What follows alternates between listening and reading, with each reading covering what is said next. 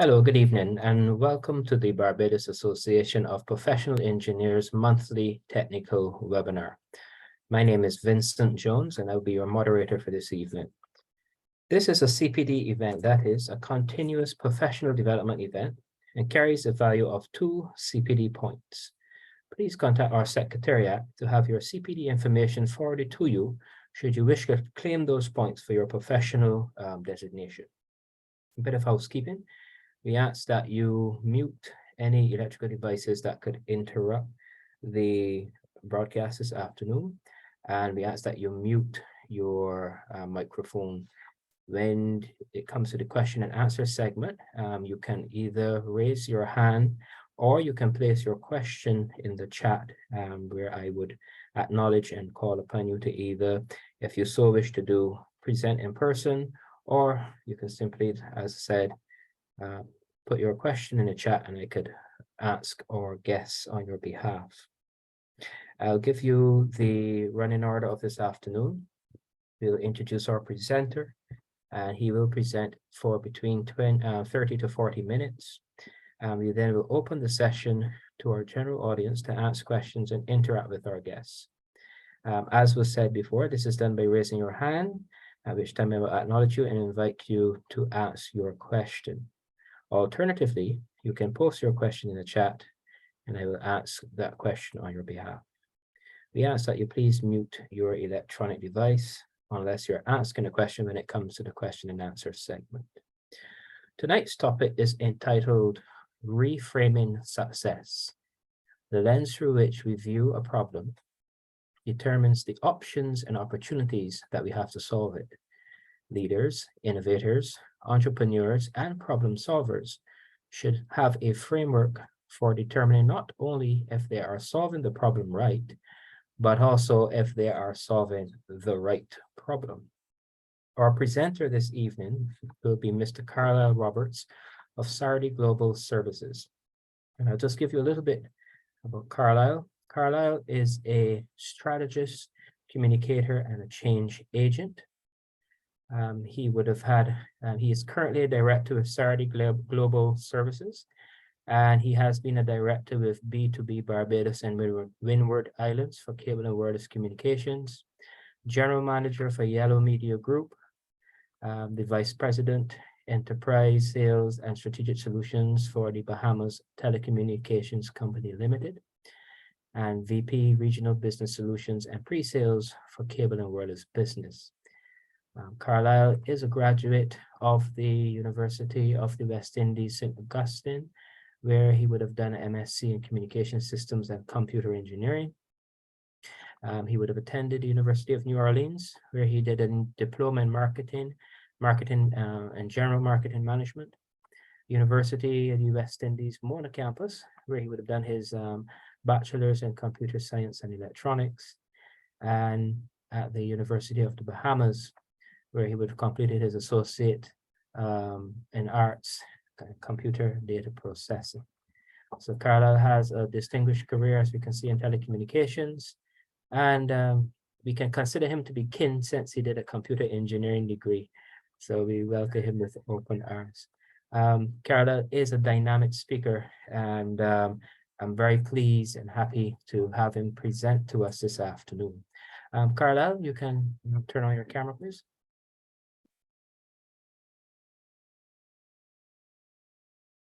Hi, can everyone see me? Can you hear me? Yes, we can. Okay, Carlyle, so I am going to turn the session over to you at this stage, and then we will engage when it comes to the question and answer segment. So over to you, sir. Wonderful. Let me see if I can get the correct presentation going here. All right, so can everyone, can you see this screen, the presentation? Yes, we can. All right. Wonderful.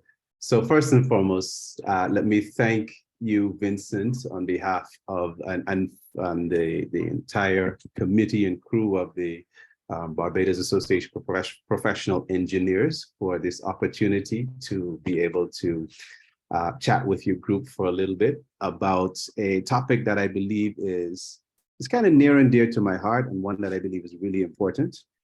As Vincent mentioned, I do have quite a history in different fields, different areas, but engineering was where I started out. I studied computer engineering. I studied the engineering of computer networks. And so I think I fit right in with the Professional Engineer Society on some level, right? So thank you once again for inviting me and for this opportunity. Now, today I want to talk about, I do have a bit of information. I may not go through all of the slides, but I do want to ensure that I get this concept to you. As many of you know, in our society today, we face many problems. I don't know if any of you here would be so bold as to say, I don't have any problems, or even have a day where you didn't face problems. The fact of the matter is problems are all around. Problems happen to us, they happen around us, they happen to people that we know. And of course, problems, we get a chance to face them all the time. The challenge is that we face so many problems, but we don't always know how to address, how to handle, how to meet, how to even manage our problems in a way that helps us to be successful more times than not. The fact is, problems have solutions. We know that, but do we always get to the right solutions? And how can we get to the right solutions more often than not? Because solutions do have a payoff, and that payoff is one of the things that we try to get to. So problem solving, we all agree, or we should be able to all agree, is critical. But the fact is, I don't know about you, but they never taught me problem solving in school. I don't think that was part of the education for most of us. And the question is, why is that? I mean, I had a bit of a session on critical thinking, but that was about the extent and as far as it went. Even through university, I don't recall learning about problem solving. So to me, this is one of the missings and one of the things that I believe that part of my work has been, how do we address this as leaders, as specialists, and even as people who go about our lives and our livelihoods? How can we better manage and better handle the problems that we face? So today I want to do two things. I want to examine the concept of reframing. So as we talk about how we handle problems, this concept of reframing is one of those things that I think is going to be really exciting and enticing for you in terms of how you approach and manage problems. And then once we get the concept of reframing, then how do we understand how reframing problems can help us to find better solutions? So my agenda is pretty simple. I'm going to talk about what it is, why we use it. We're going to work through some examples. And so for this, I want to ask, I know Vincent said we can ask questions at the end, but I'd love it if, you could be a little interactive. I don't know if that's allowed, but, where possible, be interactive, put things in the chat, and you can come off of mute and say it. I don't mind being interrupted, by the way. If you put something in the chat, maybe Vincent or someone can read it out if I don't see it. That would help. So let me start at the very basics. What is reframing? And here's what it is. Reframing is really finding, and when you hear the term, you hear the words, you probably already start to have something in your mind. As a matter of fact, you start to create a context, a frame for what you believe it is. And many of you probably have already heard about reframing in some way or another. But reframing is really this. It's about finding a new way to examine and see a problem, right? And that new way has to be a way in which it opens up new possibilities. And these new possibilities are possibilities for finding new solutions.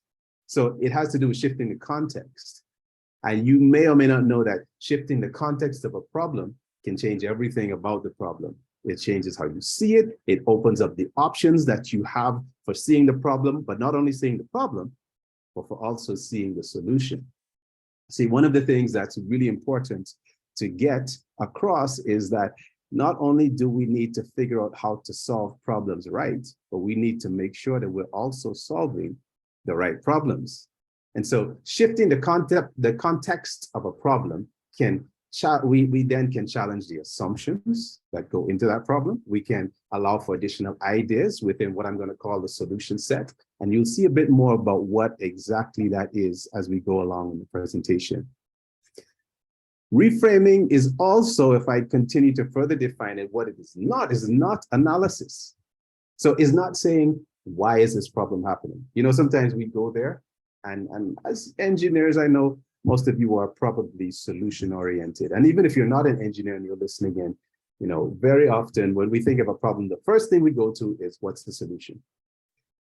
But we also tend to, if it's happening to us, we tend to go, why is this problem happening? Or we might go even further to say, why is this happening to me? Yeah. Reframing is not that. It's not digging into why is this problem happening. It's also not about finding the real problem. That's not exactly what it is. We're going to talk a bit about that, but that's not what it is. It's about finding a better problem to solve. And I know that sounds strange, but you're going to see it a lot better as I go through. The idea of finding a better problem to solve means that we come to a better, more innovative, more creative, and possibly a more outstanding solution than we would have if we were solving a problem for which it didn't have the best idea for a solution. Reframing begins with asking the question, is this the right problem to solve? And so, is it the right problem to solve? That's where we begin. So when we look at a problem, one of the things that we must be able to ask ourselves is, what is the ultimate goal? You know, if I take a look and look at this problem from it, what is the solution? And I know everybody should know this, right? If you did basic math, you should have an idea of what this is. What's the solution to the problem 25 plus 25? And of course, I'm sure we're all, by the way, put it in the chat if you can. I'd love to just know that you're awake, that you're paying attention. You know, I'd like some sort of interaction or feedback just to make sure that all of this is not in vain, right? What is the solution to the problem 25 plus 25? And if you said 30, then you're wrong. But if you said 50, I'm joking. If you said 50, then yes, you are correct. The solution to the problem is 50. But here's the thing. You see, if we asked a slightly different question, then we might have to come up with a different answer. So what if I ask this question? What are two numbers whose sum is 50?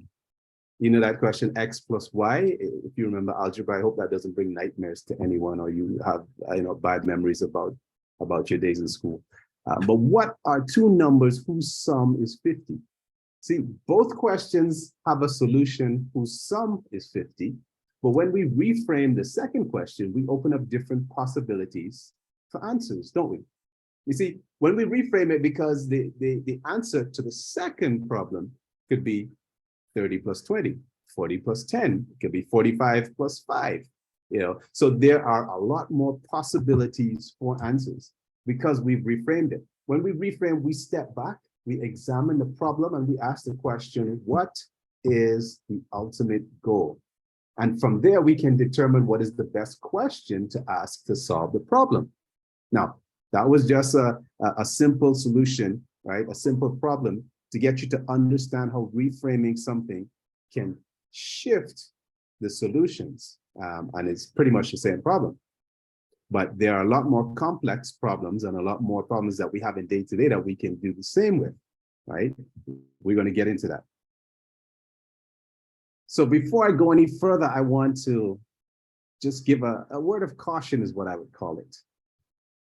My caution is beware of solution fixation. Now, as I said, many of us are solution-oriented. And by the way, I love solution-oriented people. But the question is, sometimes what we do is we go immediately to the solution before we really understand what the right problem is. So how a goal is framed, and this is important, get this, how a goal is framed can lock in people's thinking. So when I bring a question, a problem to you with a particular frame or making it specific, then it means it minimizes, it limits your the solutions that you can come up with. So take, for example, the problem that we just looked at. 5 plus 5 equals 10. The answer could only be 10 to the first question. But when we opened it up, when we reframed it, then there are different ways in which we could look at that. So using general terms to help overcome this is opens up new possible solutions, right? And so that's a bit of what reframing does, but we have to be careful of how we fixate on what we believe to be an already done solution. In other words, your experiences may lead you to, I already know the answer to this, or I already have a solution to that problem. So be careful to ask the right question. Here's the thing, when faced with a challenge, when we're facing a challenge, first, clearly define the problem, and this is important. We got to clearly define the problem. And then once we've clearly defined the problem, then we have to figure out what the right question is for the problem. Again, we're going to look at an example in a minute, but figuring out the right question for the problem. And then once we have the right problem, we can shift to answering the question and providing a solution that really matters, a solution that makes the best sense. Now, this isn't a question of right or wrong. So I don't want you to hear about the question being right, because we can have multiple right answers to a question, but it might not be the best answer for what we are trying to do. How you see a problem, it matters. It really does. So ask yourself these questions. What do I see as the problem? Any problem, any challenge that you're facing, ask yourself, when we're addressing a problem, what do I see as the problem? And it's important to be able to answer that in a way that leads you, that's not leading, but can open up possibilities. How else can I see the problem? Again, we're going to look at an example in a minute, but how else can I see the problem? How does this look from another perspective? So getting other perspectives is really, really important. And then what do I need to solve to find a solution to this problem? There are times when we need to change our perspective in order to be able to solve a problem. I don't know if any of you have ever had a problem, a niggling problem, something that you may not have been able to solve immediately. And you may have even gone to bed thinking about this thing, but you focused on what is the right answer for this problem. And as you focus more and more on what the solution is, you somehow cannot seem to find the right solution. Well, we're going to talk about that, because sometimes it's not about focusing on the solution, but sometimes it's about focusing on the problem itself from a different perspective. And that's what we do when we reframe. The fact is, we all have a perspective. You have a perspective, I have a perspective, everyone has a perspective. A perspective is just a point of view or an attitude about something.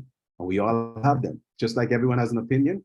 Some people have too many. Yes, we all have that. We all have our own perspective based on our experience, based on our knowledge, based on the people that we hang around with. And here's the thing, there is no one universal perspective. Why? Because we're all unique.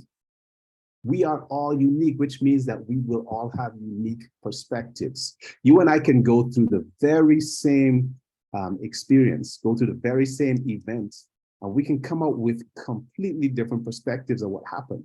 And if you're married like me, then you know that you've gone into the same situation with your spouse, and somehow what you experience is completely different from what the other person experienced. You know, for you, it was absolutely fabulous.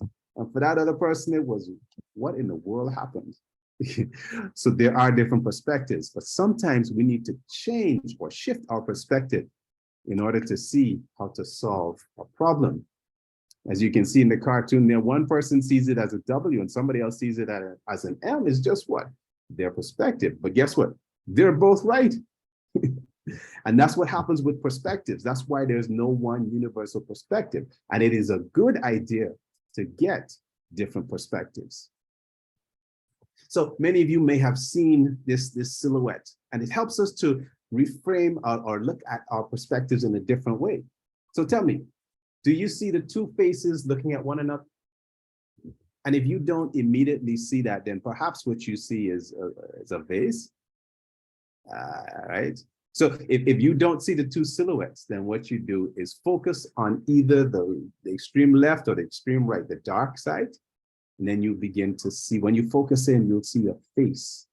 And then you'll be able to see both faces. If you don't see the vase in the middle, then focus on the white space in the middle to the exclusion of everything else. And if you didn't see it initially, And now you see it, then you understand how just shifting your perspective can change what you see. Again, there's no right or wrong. Both images exist in the same picture. Just like more than one perspective of a problem can be right. So no one may provide a starting point that leads, it's just that, sorry, one perspective may lead to a problem that we can get to faster or sooner, but they could both be right.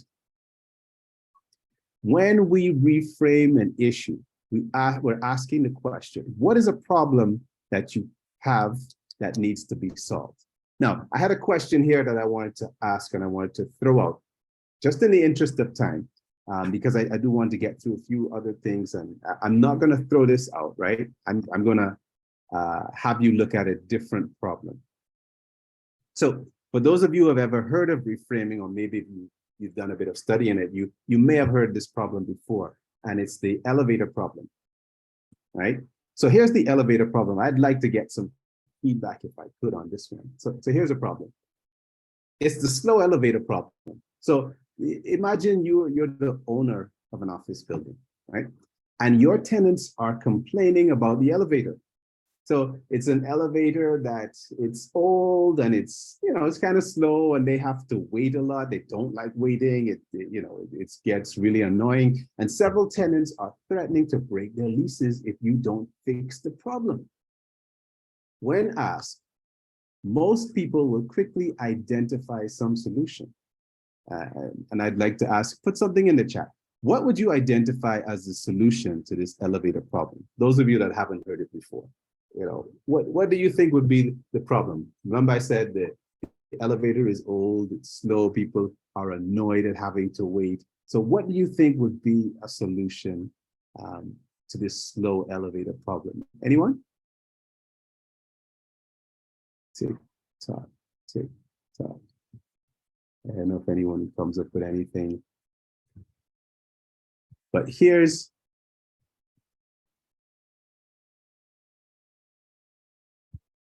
yes, the expensive option is to change them. Somebody said, take the stairs. I love it. That's a good one. And yeah, the expensive option is to change them out. And we might go there. We might say replace the lift. We might also say change the motor. I didn't hear anyone say that, because the motor is what causes it to drive, and it has some determinant on how fast it goes, doesn't it? We might say upgrade the algorithm. So there's an algorithm that determines which floor the elevator stops on and how it goes up and down, how it moves, etc., how long it takes for the doors to close, and all of the above. And so these suggestions fall into what I call a solution space. There's a cluster of solutions that share assumptions about what the problem is. Now, in this case, the problem was already framed when it came to us, right? They said the problem is that the elevator is too slow. Now, once the problem is framed like that, then it means we have a solution set that somewhat limits us to those that I just mentioned. Change the elevator, change the speed of the gears that work, or change the algorithm that causes the doors to open and close and move up and down. When the problem is presented, however, to some very smart building managers, they suggest perhaps a more elegant solution. You know what they suggested? They suggested that we put mirrors next to the elevator.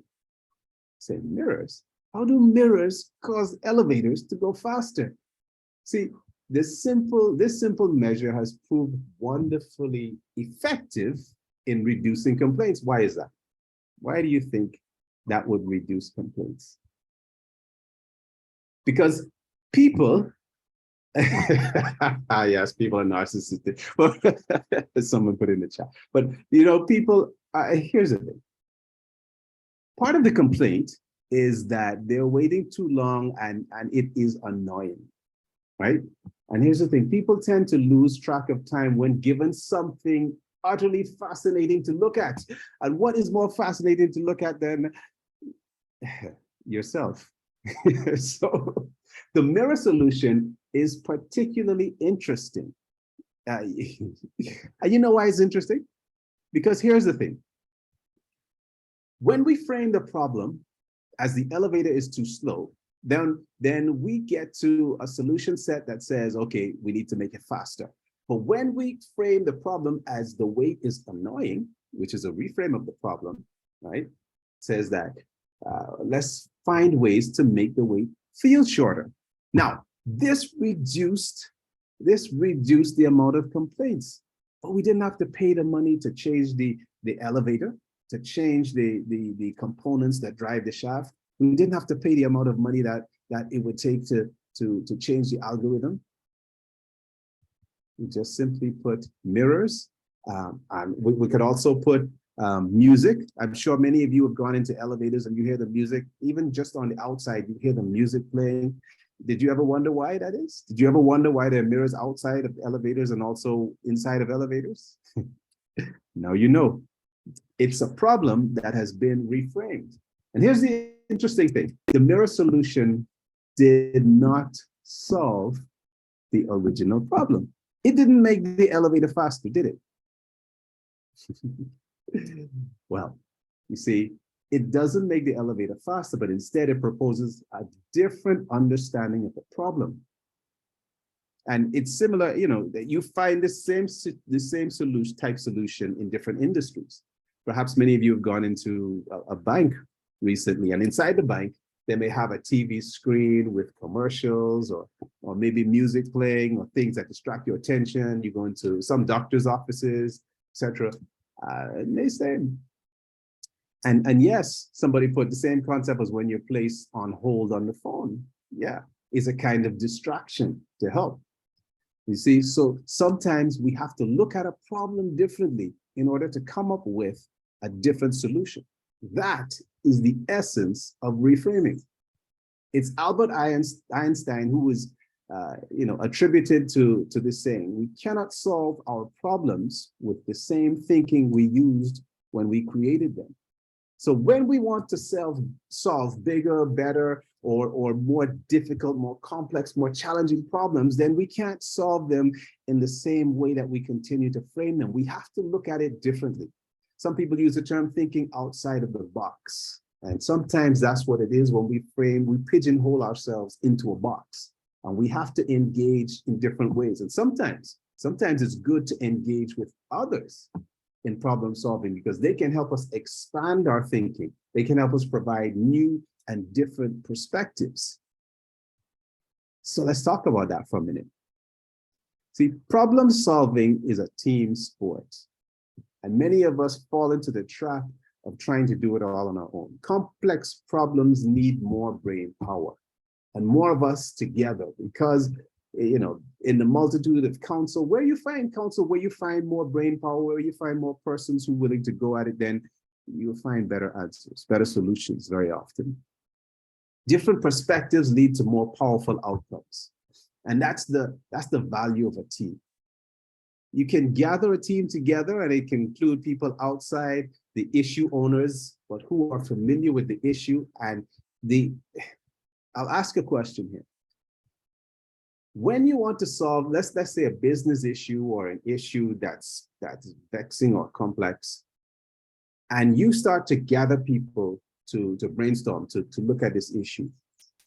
My third point here is that we can gather a team, including people outside of the issue owners, but who are familiar with the issue, meaning it may not be their problem to solve, and they may not be the experts. Why would it be in our best interest, or a good thing rather, to include people who are not part of the issue and who it may not be their area of expertise? Why would that be beneficial? Anyone? To get a fresh set of eyes on the problem, a different perspective. Exactly.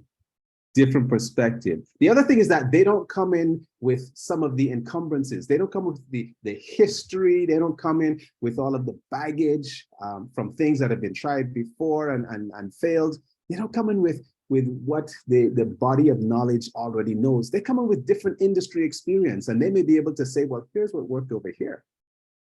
And it might be something that we can apply over here. Now, in order to make this work, then we have to make it a safe space for them to be able to offer different perspectives and ideas. So complex problems require a bit more. It does require more brain power. It requires hopefully getting more persons involved to the point where we can get them to provide more perspectives. When it comes to reframing, there are two main types that I would say, as I looked across the body of knowledge for reframing. And the two types are where we dive deeper into the frame. Remember, I just want to make sure it's clear that a frame is our perspective on something, right? So the context from which we bring something, that is a frame. So when we dive deeper into the frame, then we get an opportunity to reframe. You know, we start to look for, and I'll talk about this in a bit. We also can change the frame. When we change how you frame a problem altogether, then you see it from a different perspective and you can redefine it. So it's helpful to have a different set of diverse perspectives and be intentional about having these diverse perspectives. So when we dive deeper, we kind of narrow the frame and look through a microscope. Now, this doesn't mean that we only look at it from one perspective. What it means is that we take the frame that we have and we're going deeper to see if there's something there, if there's a root cause, if we can identify all the elements of a problem, if we can see patterns, similar situations where the problem doesn't occur. So you say that you experience a stomachache every Saturday morning. Well, that's a pattern. Maybe it's because you eat pizza every Friday night. You know, there's a pattern that occurs. And so we look at what is it, when do you not have the stomachache? You don't have a stomachache on Sunday morning? Why? You know, whatever it is that is different may help us to understand then what is causing the problem. And so we're finding the root cause, but we're looking for patterns. And also asking the question when we deep dive of what is my role in this? Sometimes that's a tough question to ask. But the fact is, if you think that the reason that you keep losing your keys is because the house is too cluttered, that might be it. But what is your role? And because somebody else always clutters the house. What could be your role? Because it might be a case where you don't always leave the keys in the same place. Maybe you don't have that hook on the fridge or on the wall somewhere where you can leave it the same place every time.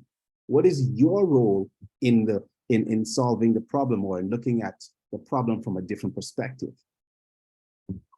And then when we change the frame, which is a bit of what we were talking about, for example, in the elevator conversation, is where we widen the frame to see the larger picture. You know, we ask questions like, what else is going on that impacts this situation? Sometimes it's not just what you see. It's often things that you don't see.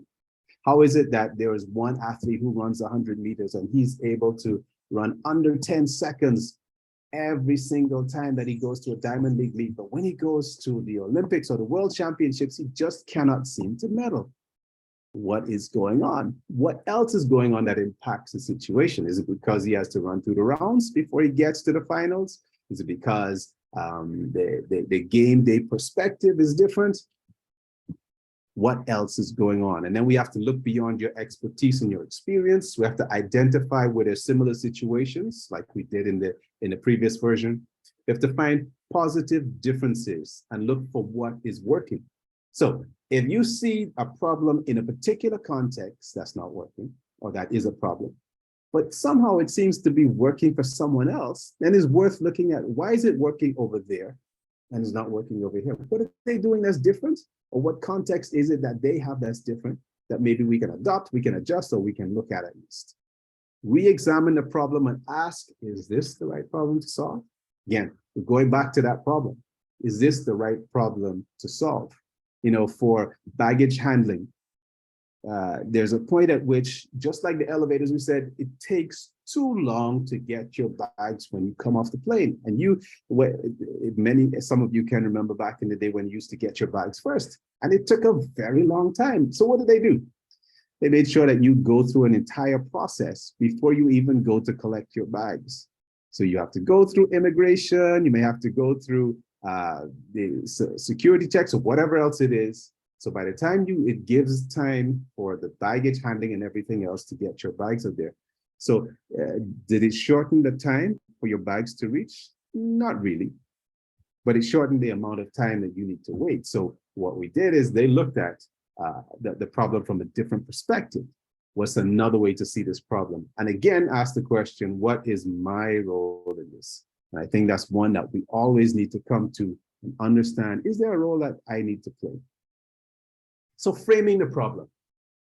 Framing the problem then, and it's a very important part of this process. Because when we frame, we're asking ourselves, what are we trying to solve? What are we really trying to solve? And sometimes it's good to put it in writing. Why? Because especially if we have a group of persons, if we have a team, it's good to make sure that we're all aligned on what it is we believe we're trying to solve. It helps when we can all say that this is our perspective, this is our problem that we're starting with.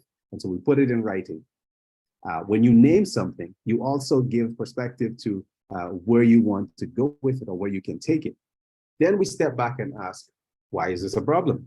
And I know it may sound kind of counterintuitive, but the fact is, we may have different perspectives of what is a problem and what isn't. Again, something might be a problem for me, but it might not be a problem for you. Maybe I'm okay with the wait times because I'm just a more patient person, right? So it's not a problem for me, but it is a problem for you because, well, it is. So why is this a problem is a good question to ask.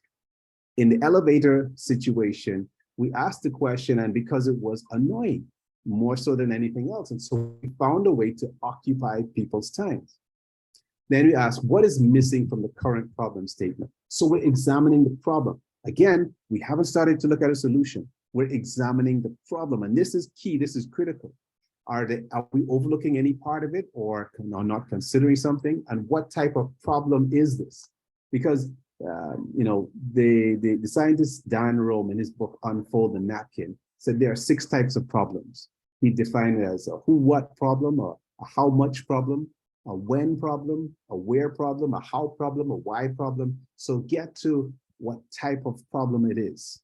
And then we can all be aligned on that. So now, from the base of that perspective, we can start going after the problem, going toward the solution. But remember, beware of functional fixedness. What do I mean by that? Functional fixedness is when you have something that perhaps you're really good at, or you're an expert in, or as far as your experience takes you, and you always use that. Abraham Maslow is said to have said this: when the only tool you have is a hammer, you tend to treat everything as if it were a nail. Yeah, and many of us know this.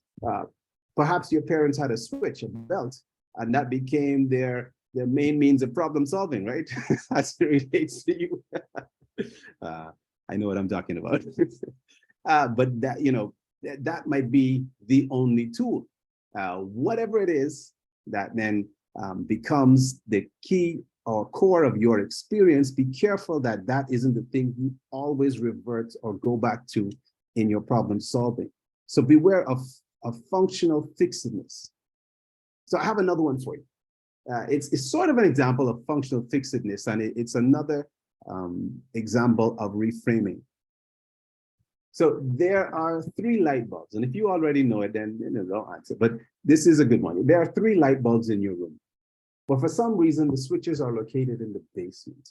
So there are light bulbs in the room, but the switch to turn them on and off are in the basement, and you don't know which switch is for which light bulb, right? And so you prefer to minimize the number of times you have to go up and down the stairs. The question is, how many trips do you have to make into the basement to figure out which switch works with which light? For the record, all the lights work. Each switch affects only 1 light bulb, and all 3 light bulbs are turned off when you start. Anyone have any ideas how we could possibly solve that? Again, minimum number of trips up and down the stairs. As a matter of fact, can we do it in 1 trip? Is that possible? How can we determine which switch is for which light? Any takers? Someone says 2 trips is the minimum. Actually, that's good. That's a good response. But here's just, oh, in the interest of time, I realize my time is pretty much gone. So here's the answer. Here's the answer. Let's look at it. Oh, someone said use two different persons. I like that, a different perspective, but you're the only one at home, right? So here's what you can do. Now, when you think of a switch and you think of a light bulb, what you're thinking of? You're thinking of once the switch is turned on, the light bulb turns on. So there's light energy, right? The perspective that you've used is that it produces light energy. Does it produce any other type of energy? Okay, let's go back. So turn on two light switches and wait 5 minutes, then turn one of them off. Then go upstairs and see which one is still on. So the one that is still on, you know, it's that switch that you turned on below that is fixed that turns that one on. Then you can touch or feel the other two light bulbs because one of them is going to be warm and one is going to be not warm. The one that's warm is the second switch that you turned on for 5 minutes downstairs. And so now you already know which switch turns on which light bulb, and you're able to figure out all three. Now, how did I do that? How was that different? Elementary there, Watson. Exactly. So the functional fixedness made you relate the light energy, and you didn't think about the heat energy that could also be used as part of the solution in solving this particular problem. Again, it depends on how you frame the situation to be able to see it for what it is, or to be able to see it from a different perspective. So when we get down to what are we really trying to solve, what are we really trying to do, and what are all of the resources that are available to us, and perhaps even getting another perspective, then we get down to a better ability or a better idea of being able to solve problems. So let me summarize a bit of what I've said. In summary, when we reframe, it's not about analyzing a problem or finding its causes. It's asking, is this the right problem to solve, right? Is it, do we really need to get a new elevator? Do we really need to make the elevator faster? Do we really need to shorten the wait times in the lines? You know, is it the right problem to solve? How can I see differently? And there are many problems, you know, there are so many different things that we could use when it comes to reframing. There's so many bigger problems. I don't have enough time to go into some of them, because if you think about it, we could use reframing as it relates to individual coaching, clinical psychology. They use reframing to make sure that you can see things from a different perspective. This is how you begin to handle your fears, your anxiety, etc., because you can reframe situations. It's how businesses can solve different problems because they can see it from a different perspective. So it's asking, is this the right problem to solve? How can I see it differently? Also, it creates a shift in your mindset and how we see issues that need to be solved.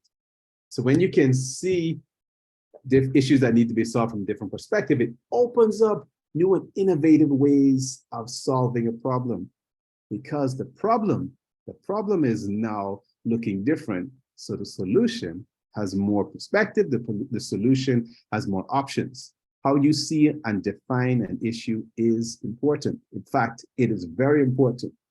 Reframing is so important because it gets you better at problem solving. It gets you better at decision making, because now you have more tools that are available to you. You have greater innovation and creativity, and it also becomes foundation for success in any area. This is part of the work that we do, by the way, as part of our consulting. When we help with performance, we are able to help teams or individuals reframe problems, reframe the situation so they can see it different. It's not always a case where you need to throw money at a situation, throw more time or resources. Sometimes it's just about seeing it different. And the foundation for success, for improving your performance, is about how you approach the problem. And ultimately, what it does, it gets you better at handling life in general. So, are you ready to reframe your life? I'll stop there. Vincent, back over to you. Well, Carlyle, you really blew my mind there. I've never heard about reframing. This is a new concept to me. Not that I haven't possibly been exposed to it, but to have it all brought together like this evening has actually opened my eyes in a whole different way. So thank you for this very interesting presentation this afternoon. So now we come to our question and answer segment. If you'd like to open up the floor, you could either raise your hand in the chat, or you can post a question in the or you can post a question in chat or raise your hand that I can see you so that we can get some questions going. So we have a question from Aisha. Aisha, go ahead.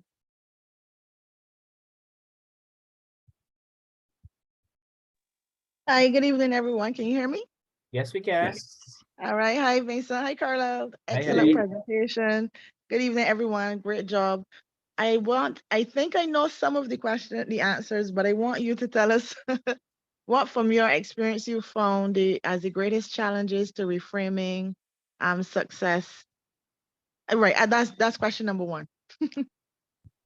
Right. So oh, by the way, I probably should have corrected. So it's not reframing success, it's reframing for success, right? But the greatest Yeah. challenges that I've found have been, well, I mentioned a couple of them.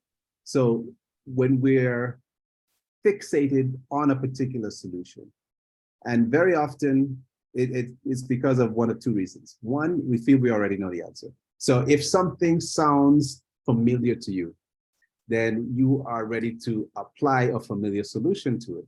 And that's not always the right solution because you haven't dug into what could be the real problem. Sometimes what that does is that gives us a false perspective or a false thought of having the best idea. So as an example, if your team wants to put on an event, and the first thing you look at is you say, okay, the budget can't allow for this event, right? So we can't put it on. Okay, the problem is the team wants to put on an event, and the challenge is we don't have enough budget. And so we might say we can't do it because the way we've always handled these events, or the way we've always looked at anything we want to do, is that we need to have budget for it. Fact is, you could look at sponsorship. You could look at getting,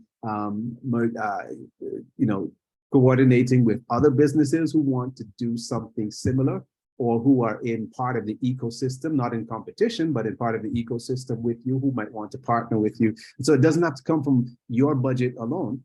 And that's just a small problem that you can look at from a different perspective. But if you're approaching it with, well, every time we do something, we must have X amount of budget in order to do it, then you won't go any further. So solution fixation. And then the other thing is that I'm going to call it cognitive bias. So you might be biased towards a particular way of doing things. And not just that you focus on a particular solution, but that you believe that things should only be done one way, right? And so let me see if I can find a quick example. I use the example of disciplining children, right? Maybe not a great example, right? Because there are so many different perspectives, but the way in which you think cognitively that it should be done is the way in which you will probably always try to approach it, when there may be different ways, right? There may be different ways. So when you approach a problem, one is good to not already have a bias. Two is good to make sure that there are different ways that you're looking at it. And here's the final thing I'll mention is getting other perspectives. And so one of the challenges to reframing is that when we think that our perspective is the only one, then we can't see it from a different perspective, which someone else can bring. I mentioned sometimes getting someone who might not be an expert in a particular area, just who might be able to give you a different perspective that works in a different industry, perhaps, or works in a different ecosystem, and that might lend some light or some perspective. So I hope that answers. Yes, thank you very much. I also wanted to share one other thing too in that you did mention changing the frame. Let me just tell you one story. So I saw a friend of mine in Sheraton, and she was like, okay, she just has to pop into a telecommunications store. And as you know, in digital transformation, that is the buzzword, and that's what everybody wants to go. You do automate, efficiency, that kind of stuff. So we walk in, there's nobody else but us, three customer service representatives, and the manager is sitting on the side. So that's 4 people. So we proceed to the counter. She proceeds to the counter. The guard was like, no, no, no, you have to use the kiosk to say what service that you want. And we're like, oh, this is good. Yeah, yeah, it sounds good. So you go, you put in your name, you say what service you want, excellent. And you wait 5 minutes for the customer service rep to call you by name. Wow. And So there's then you nobody in go, there. there's nobody in there. So then we waited 5 minutes for the person to finally say, hi. For example, Aisha, come. There's nobody in there. And Oh. then digital transformation, remember, and then the person pulls out their pen and the long application form and start writing from top to bottom for another 20 minutes. Oh no. So I am like, okay, the kiosk is great, but I'm sure that that expensive kiosk could have been handled differently if you had some kind of tablet with an app or something where you could move a little faster. And the lady actually stopped once and tried to like crack her knuckles and, massage her hand because she was so tired of writing. So I was like, all right, are we trying to manage the people that come through the door, or are we actually trying to service them? And in that particular Mm, instance, they definitely needed to change the frame. So that's all I wanted to say. that's a really good example, Asia. Actually, a very good perspective as well. So, Carlyle, would you say then that is why when a company constitutes a board, that you will pull people from other industries to have that different perspective as opposed to subject matter experts who may be involved in that particular industry or business? Exactly, because from a board perspective, you want to be able to see things from a very high level point of view. Very often when we are subject matter experts, we deal so much, we think inside the frame because we are so much in the frame. And when you're in the frame, it's hard to see the entire picture, so it's when it's good to get other perspectives. All right, so Carlyle, I have an interesting problem for you to solve. So this morning I got up full of anticipation and excitement, and I know Aisha would appreciate what I'm about to say, to the point where I went and dug out this tie that has all West Indies and India, the 2 logos on this tie. And I said, okay, this morning is going to be a fresh beginning. And this is one day already. This is one day cricket. And so how do we reframe West Indies cricket, Carolyn? Because I think we got a job for you. Because by the time I come out a meeting and I turn around twice, the innings was over, and before lunchtime could get through, the game was over. It was a bit disappointing, right? Now, I'll tell you, it's interesting because perspective is interesting. When I first started watching cricket, and I got into cricket, there were, the Curtly Ambrose, the Brian Lowers, and there was a team that, even if you weren't from the West Indies, you were proud to watch these guys play, right? And it was impressive. They were able to win matches at the drop of a hat, and they were able to come back even from when it looked like they were being defeated. And so, as far as I'm concerned, my perspective on it is they were impressive. Now, I don't know how much of the game you watched today, but they were actually doing well at one point. And I think I didn't get a chance to watch any of the game. It done too quick. But I think they're still impressive. You see, they're able to grab defeat out of the jaws of victory. And it is a completely different perspective on being impressive. So but in terms of what needs to change, perhaps, Vincent, just like we were talking about, a board would have persons from different industries that sit on it. Perhaps the West Indies can do with persons at a particular level who are from different sports, who are from different areas in terms of sports management and maybe, where we have been successful. As an example, Jamaica has figured out a way with track and field, not only to produce good athletes, but now have good management, good clubs, and a good way of looking at training up new athletes in a systematic way. So what are they doing right? And can we borrow a bit of that for our West Indian? Because there's no lack of the physicality or athleticism. So the question is, what is it? And that might require the perspectives of someone outside the sport to help. Okay. Any other questions? We have Carlyle here. I want you to take advantage of this opportunity. So if you do have any questions, please, by all means, jump in, ask the question, and let's make use of this time together. Now, Carlyle, you have worked for many years in the telecoms industry, and we would have seen locally the transformation from the old copper line phones coming into your home, where I'm sure most of our people in here can remember the dial phones, or going to a pay phone with a bag of coins and that type of thing, to an era now where mobile phones are the in thing, and landlines seem to be disappearing. How, as a telecommunications specialist who have seen that transformation, how important has reframing been to walk your clients through that process? First, especially where you have in some areas, especially in the West Indies, where you have an older demographic who are accustomed, who are conservative, so who are very much accustomed to what they've always known. How has been reframing used to shift the perspective, as it were, of your clientele? Well, in different ways. And some of it has been forced on persons. I'll tell you, the banks do it, right? They say, okay, we'd love for you to do online banking. But if you come into the banking hall, then we're going to charge you extra for doing so. And that's one perspective that gets people, well, at least thinking about doing online banking. With telecoms, I think it's been a case of, if you want to do business faster, more efficiently, then you kind of have to move with the times.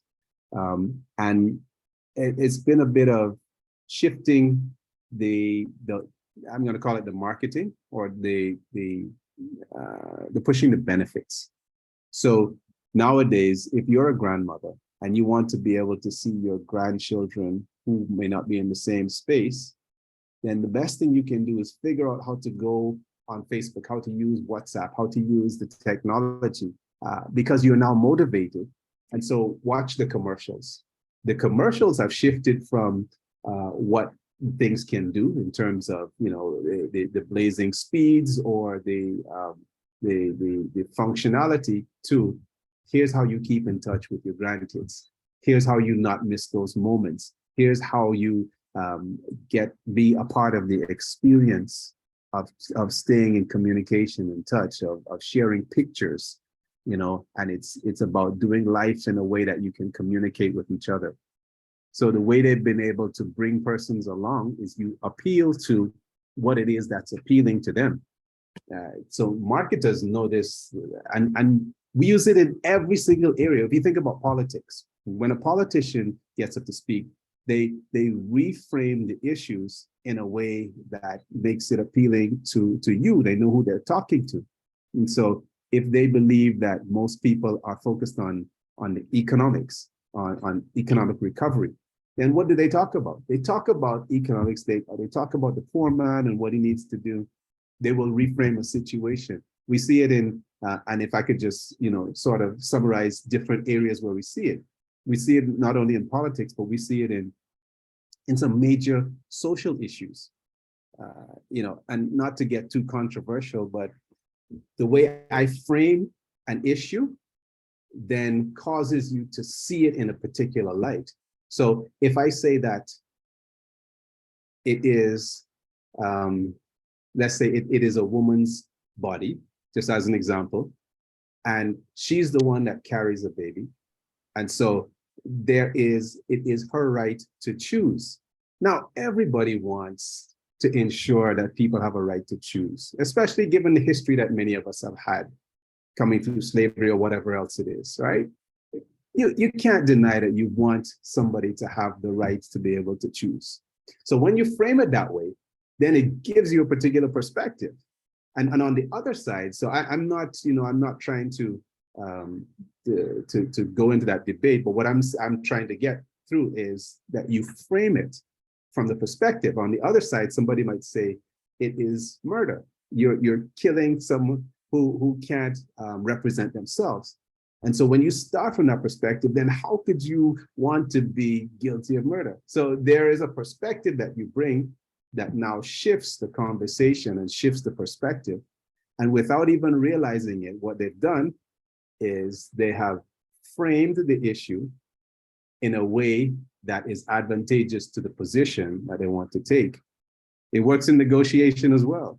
You know, if you sit down, if you're going to buy a new a house, the first thing you say to the seller is that, you know, I realize that we're going to need some upgrades here. You know, it's not always the best position. What happens when it rains? We start to find things that might not make it a higher price because we want to get to negotiation. So what we've done is we've framed the perspective, and guess what?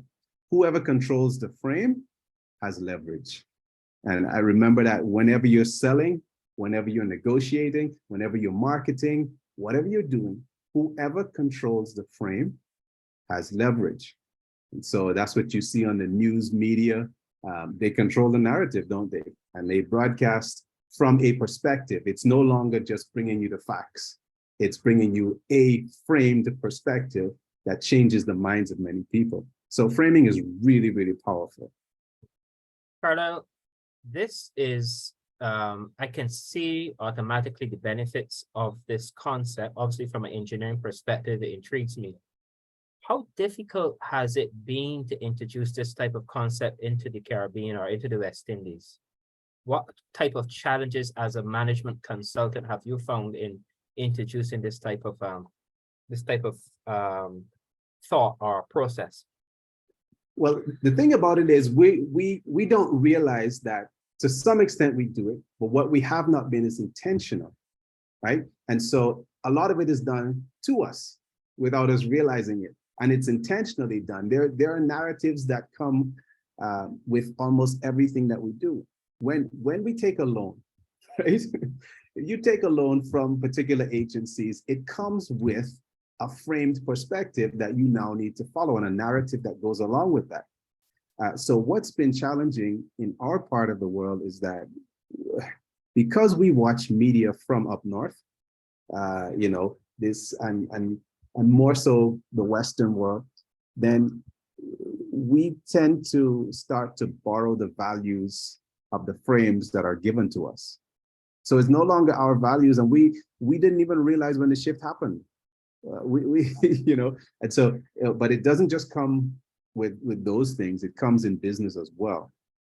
So consultants are considered better because they've had particular international experience, whether that experience is even relevant to what we're trying to do, but because they come from, and you name the big city, you name the big company, and they come and they can't even match against a lot of the consultants that we have right here in terms of the experience, the exposure, or the ability to get things done.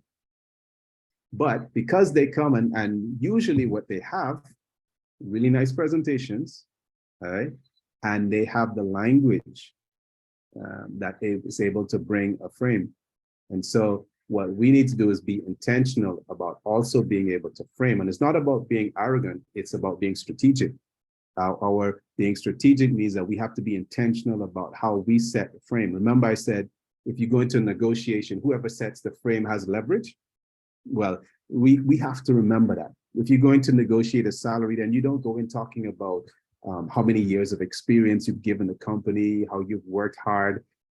That won't give you leverage. That's about you. What you talk about is The company has made X amount of profit, and here's what I've done to help it make this profit.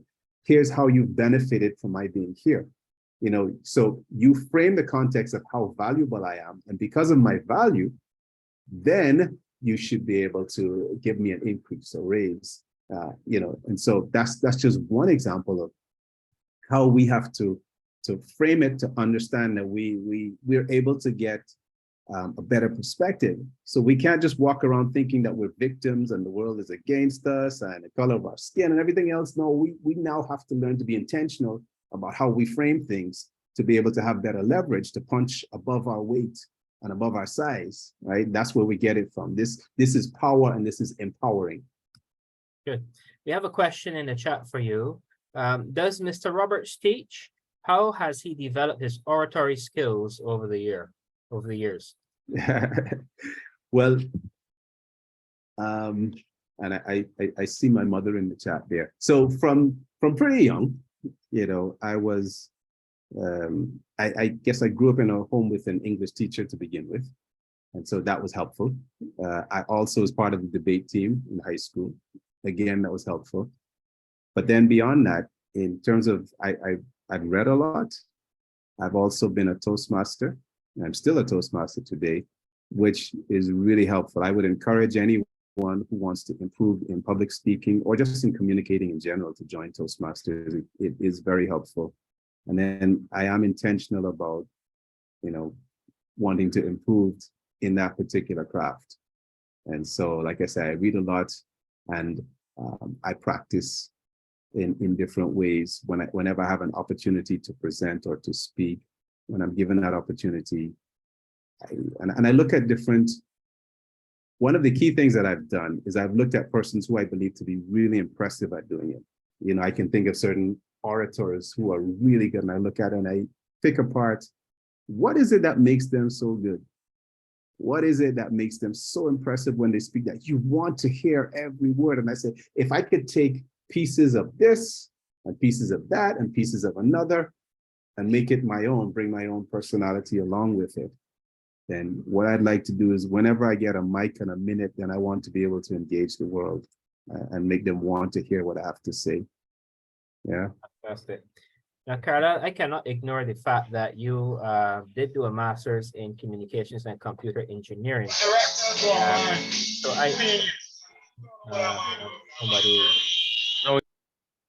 right.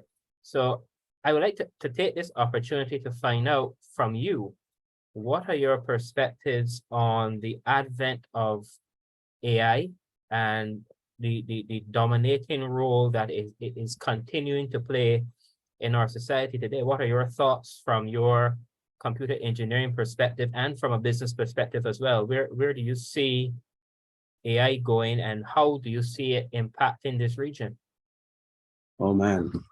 So AI becomes something that can be used against us, and it's also something that we can leverage, right? So we need to decide which side of the coin we're going to find ourselves on. So it's not going away. And if you know it's not going away, then it is in our best interest to figure out what about it we can leverage and how we can leverage it. It's not one of those things that is inherently evil. Now, there are concerns about where it can go and what can happen with it. Don't get me wrong. There are a lot of questions around the ethics. Yes, and I'm not dismissing those things. I'm saying there are some ways, it's like fire, you can take fire and you can burn down a house. You can also take fire and cook a really good meal. And it depends on how you decide you're going to leverage it. The other day, I had a proposal to do, right? And I decided I'm going to put into one of the AI bots, ask it the question, here's a proposal that I want to do X, and it must say Y, and my client is Z. So give me a proposal to be able to do that. In less than a minute, it gave me a proposal. That's frightening, but it also saved me hours because all I did was tweak it thereafter, right? And so I hope it doesn't make us lazy, first of all. That's what it could possibly do. But I also realized that I saw an ad recently for AI prompt engineering.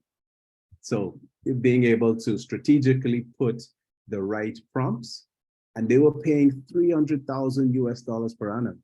Now, if there are any of you who have never made 300,000 US dollars per annum, then you know that's a really good salary, right? And that's the next stage, the next level of where we're going. And so it's incumbent upon us to figure out those parts where we can leverage it. And it's democratized in a sense, meaning that we have access to it. We have access to the learning, we have access to the tools, we have access to go and figure some stuff out on our own. If we decide that we're not going to look at it, we decide that we're going to just complain about it and sit in a corner, it's like going into the rain when you know it's raining and you don't bring an umbrella and then you complain about the rain, right? You just don't get to do that. Open the umbrella. So I think for us, it's a matter of be cautious, yes, but figure out how can we leverage this, especially since we don't have the resources that others have. And it's one of those things where it can help you to, I use the term punch above your weight. You know, you can seem bigger than you really are. You can seem better than you are in some instances. So figure out how we can leverage it and let's utilize AI as much as possible, while also looking at the concerns. So there are concerns that I have. You know, there are concerns because these things can learn as quickly as we do. And so I don't know how far we'll be able to take that and what happens when they decide that, you know, I don't know what happens when it really starts to almost have a mind of its own. So how important then, Carlyle, do you perceive it is for various regions collectively to have, whether it's legislation or some sort of guidelines or framework in which this AI is to operate? How important will that become? I think it's really important. Like any other technology that could be intrusive, you know, anything that can go beyond the particular border, go beyond our rights in some sense, is important. And I think we've allowed so many things in the past that we should not be caught sleeping on this one. You know, there are technologies that are very invasive for us here in the region that we haven't taken a hold of. You know, when the European Union and Britain has introduced very strict legislation about the data that you can hold on their citizens, you know, we have to borrow some of that gusto and make sure that we're doing the same to protect our own people. And I know our countries we're a bit late, but we are doing some things like that now. Legislation is on the table in some instances. You know, there are data commissioners that are being involved in different areas. So we need to do the same, get ahead of AI can take it. Yeah. Sorry about that, Carla. Okay. All right. So, guys, like I said, this is your opportunity to interact. Don't be shy. Carla, I do have two more questions as we come down to our close off. So the first question is, back in the 1990s, we would have seen the telecommunications market open up. We saw various companies out of the US jumping into our local markets. We went from having one main telecom provider to having several when the mobile markets open up and so on. Now we're pretty much back to, well, we're pretty much down to two main providers again at this point in time. Where do you see the telecommunication industry going to in the region in the next 10 years?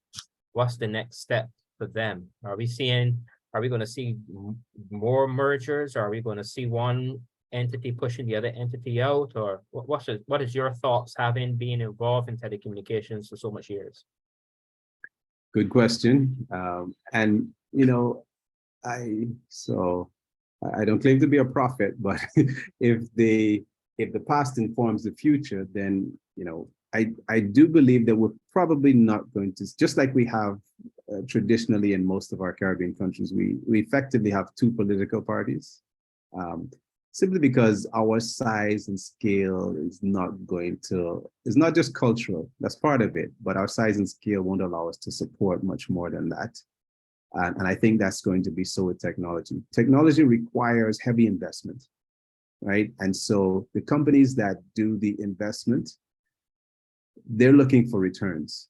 And you get returns through either scale or very high prices. We're not going to be able to manage higher prices, so it needs a bit of scale. And that's why you see, even though there may be 3, 4, 5 organizations that jump into the market, it eventually scales down to 2 in most instances. You might get 3 in the bigger Caribbean countries, but I don't think you're going to get more than that because of our size and scale. What it would be left for us to do is to make sure that our regulatory bodies, our policymakers, our politicians, they create an ecosystem, a space in which is always competitive, in which we have the effective technology that we need for being competitive, globally competitive, because whether we like it or not, we're in a global environment, and we face competition even in our local goods, in our local markets, because of the technology. So our policymakers have to ensure that they create what would be somewhat of a level playing field for us, not having the same resources, but being able to ensure that we have some systems that allow us to compete, and not just compete locally, but compete beyond our shores. You look at models of places like Hong Kong or Estonia, or even Israel, who these places, they now provide lots of services. They're not places that are growing loads of agriculture like Brazil or Colombia. So what they have to do is they have to provide services. And that's what we have to do also. We have to find our niche, and we have to provide services to the rest of the planet. And I think where we have to hold our telecommunications and technology providers to account is making sure they're providing the infrastructure that we need to go to the next level. So in 10 years, what I hope is that, or 5 to 10 years, that the price of bandwidth continues to go down, at least the amount of bandwidth increases, and more services for mobility continue to be added to the mix that allows us to be able to provide services globally. Carla, you said something interesting there just now that I want to follow up on. Mm-hmm. Are our communication, and I know it's not only specific to communication companies, but since that's where your background is in, are our international companies, in this instance communication, are they putting the level of investment into this region that they once did? So I can remember the cable and wireless of all is ironic because the tie I'm wearing is actually a cable and wireless tie. They invested heavily in the region. We had Earth Station, we had several locations. They had a very present footprint in the public in terms of what they did for community, support of West Indies, all these things. And it seems as if they pull back a bit. Is the Caribbean seen as a good place to invest, or what is your feeling there? Yes and no, and let me explain why I put it that way. So I believe the Caribbean is an excellent place to invest. However, the companies that are first up to invest, that put up their hands first, these are usually the larger companies, and they're investing for a particular rate of return, right? And so, whereas we need the investment and the infrastructure to be able to have national development, to be able to compete globally, and that is part of our livelihood. They're not interested in that. What they're interested in is, what is my rate of return and how can I make it faster, right? And so I will not invest beyond, if I can get more returns just putting my money in a rental property, than say investing in, cell towers. Then they look at it and say, okay, maybe it's not a great investment. And that's why they limit what you were just describing is the fact that the percentage of investment has been declining, right? They may give you numbers and say, well, we invested 5 million, but you look at however many years ago, and they were investing a lot more. And not just a lot more, it was a particular percentage of the returns that they were getting from their investments here. But now, when you have these larger companies, and they've gotten larger, because cable and wireless being acquired by a larger company, Digicel, even though they're very over leveraged right now, still a big company. But what they're, being part of a bigger ecosystem in which the Caribbean markets are just small pieces of their investment, then if they're not getting particular returns, it's just not worth it for them. And therefore, they don't invest beyond a particular percentage because the bottom line is the bottom line. What we need is to find investors who are also vested in this region. And I hope we're able to make that happen. I think we have to bet on ourselves to some extent. We have to figure out, if we can bring enough of those who are here making money together to do some things, or at least hold those companies to account who do come in and invest, then I think that would be helpful. Okay, Carla. So my last question for this evening brings us back to where we started, pertaining to reframing. This is a big one for you to bite at. How would you recommend to the leaders in the region, how do we reframe CARICOM to make it more relevant to our people from Suriname in the south, all the way up to Bermuda in the north? You don't ask easy questions, do you, Vincent? Well, that's not my job. So reframing CARICOM, wow. Yeah. So one of the things that I said today is, we all have problems, and the value of the problems that you're able to solve also gives the value that you will have to persons around you, to the business you're employed to, or to your investors or your clients, right? And so if you don't make a lot of money, it's because you aren't solving big enough problems. And if I have the answer to that problem, I think I would be making a lot of money, right? But no, seriously, I think for CARICOM, it's going to be a case of reframing to the position of saying, the only way we can make it is together. This African proverb we always quote where it says that if you want to go fast, go alone, but if you want to go far, go together. We have to make that a reality in the sense that we have to see ourselves together. We want to be kings of a little kingdom as opposed to citizens of a bigger place, and until we get to that point where, here's the challenge that we've had. There's a point at which we have one country that's doing very well and others that aren't doing well. And so the ones that are doing well say, well, we don't really need the others. And the problem is that it's cyclical. So their time comes, their time goes. And then the others who are built up and say, well, we're now doing well. And until we can get to that point where we can, and it works for the EU on some level. So we know that it's possible. It does require some concessions. It does require, we may need to have sort of a single currency. I know that people don't want to hear that, but, we may need to have something that is common, not just the West Indies team that's not even winning. We need to have something that is common across borders, something that unites us more than just a sea. We need to have something that pulls us together so that our common struggle is felt as though it's common, and then it unites us, as opposed to being 20 plus little islands, maybe trying to make it on our own and talking to each other every now and then.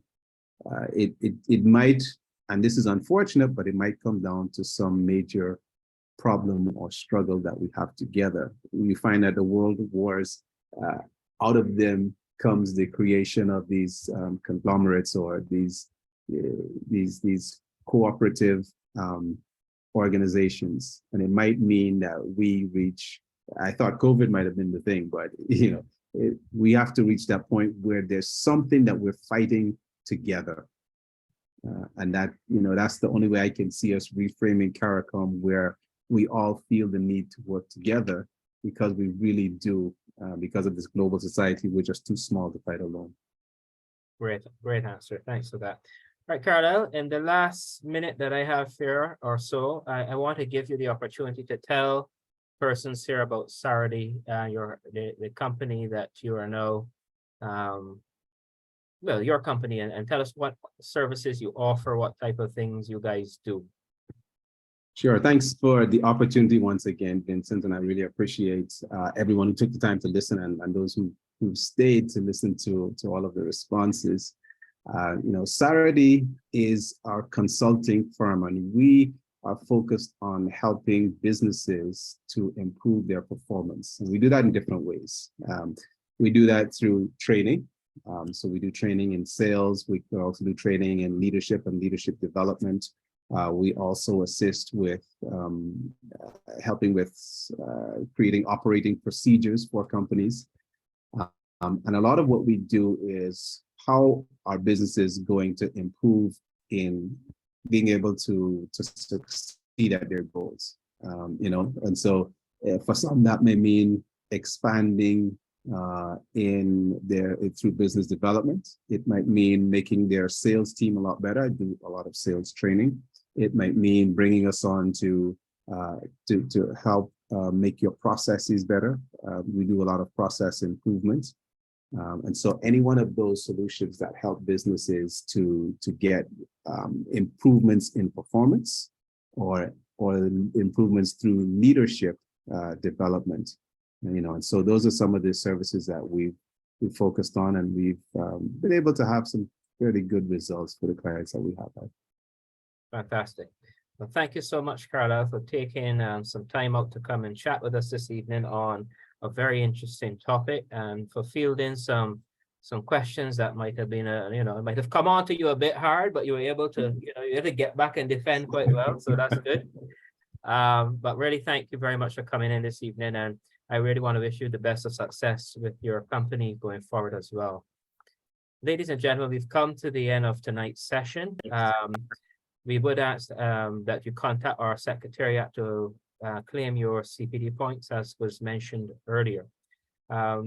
With August coming up, we will have some other CPD opportunities coming up in terms of our webinars. So we ask that you monitor your various platforms and we will notify you as to when the next webinar will be. We do have 2 bank holiday weekends coming up, so I would implore you to be safe in whatever you do. And we look forward to seeing you again. Thank you so much for joining us tonight. A good night to you all.